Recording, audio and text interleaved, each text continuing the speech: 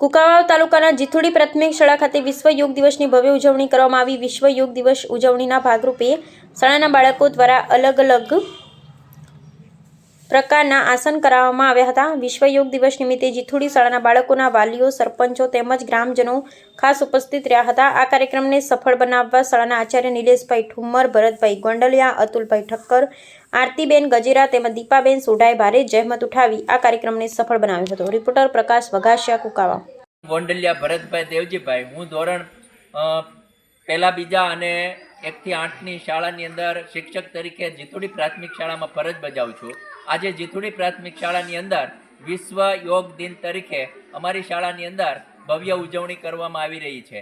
એની અંદર શાળા પરિવાર તથા ગ્રામજનો, આગેવાન તથા સરપંચશ્રી તથા અન્ય આગેવાન અને વાલીગણે એની અંદર ભાગ લીધો અને એ બદલ અમારા નાના બાળકો અને નાના ભૂલકાઓને ખૂબ ઉત્સાહ અને ભાવ મળ્યો છે।